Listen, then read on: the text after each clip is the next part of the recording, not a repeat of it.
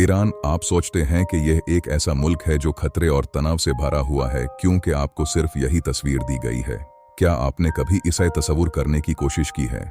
कैसे एक शहर जो बंजारा पत्थर के पहाड़ों पर बिना किसी नदी, बंदर और किसी ऐसे कुदरती वसीला के जो एक सल्तनत के लिए कीमती हो, बन गया सबसे ज्यादा मुतालिक जमीन इंसानी तारीख में। क्या आपने कभी सोचा है कि दुनिया का सबसे पुराना लिखा गया इंसानी हकूक का ऐलान एथेंस या रोम में नहीं, बल्कि 539 कब्ल ईस्वी में एक फारसी बादशाह के जरिए क्ले सिलेंडर पर दबाया गया था।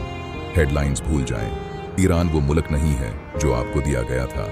ये एक तहजीब है जो 15 सदियों तक एक पाक आग को जलाए रखती थी, वोल्केनिक पत्थर में घर बनाए और खक में से शहरों को दोबारा बनाया। यहाँ गिरावट कभी भी आखिर नहीं होती। ये है उम्रियाल, ईरान। स्ट्रेट ऑफ हॉर्मुज जो कि अपने सबसे तंग पैमन पर तकरीबन 21 माइल्स तक महदूद है और इस रास्ते से तकरीबन 20% दुनिया का रोजाना का तेल का तिजारत गुजारता है। हॉर्मुज आइलैंड मेनलैंड कोस्ट से 5 माइल्स दूर है।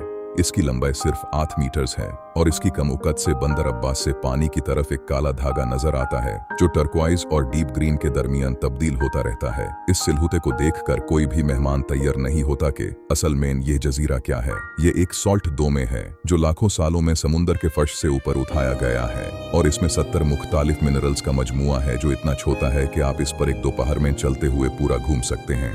लाल समुंदरी किनारे इसका असल हकीकत तुरंत साबित करते हैं। यह रंग इतना गहरा है कि पहली मुलाकात में आपके दिमाग को यकीन करने में देर लगती है कि यह बस जमीन है। इसमें आयरन ऑक्साइड की इतनी ज्यादा मिकदार है कि जजीरा के लोग इस मिट्टी को अपनी घरेलू जिंदगी में सदियों से शामिल करते आए हैं। लाल मिट्टी जो गोलक कहलाती है को पीसकर पिगमेंट बनाया जाता है जो रोटी पर तेल और खुशबूदार हर्ब्स के साथ लगाया जाता है और जश्नों में चेहरों पर पेंट किया जाता है। उनके नीचे की जियोलॉजी को एक पेंट्री के तौर पर ट्रीट किया जाता है, न कि एक स्पेक्टिकल के तौर पर।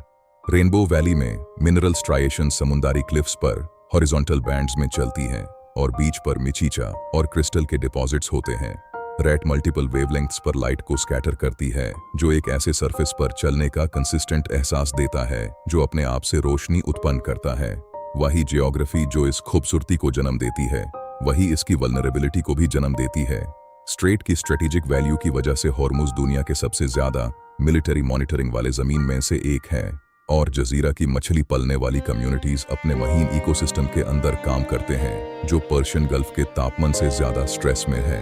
ईरान के सेंट्रल प्लेटो में इस्फहान तक पहुंचते हुए एक वाइड डस्ट हास्ट प्लेन है जो तकरीबन 250 फीट एलिवेशन पर है, जो पहाड़ों से घिराए हुए है जो शाम को वायलेट रंग में तब्दील हो जाते हैं। नक्शा जान स्क्वायर जो तकरीबन 1600 फीट लंबा है, दुनिया के सबसे बड़े एनक्लोज्ड पब्लिक स्पेसेस में से एक है जो सुबह के सुकून को एक वेसल की तरह से संभल कर रखता है।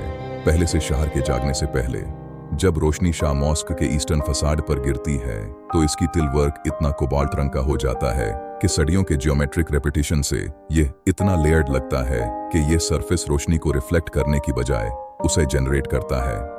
मैं डोमे के नीचे एक हाथ की ताली बजाने पर इस्लामिक कॉस्मोलॉजी के साथ आसमानों की आवाज सुनी जाती है। इस जमीन में और भी बहुत कुछ है बताने के लिए, हम आपको अगली वीडियो में जरूर बताएंगे।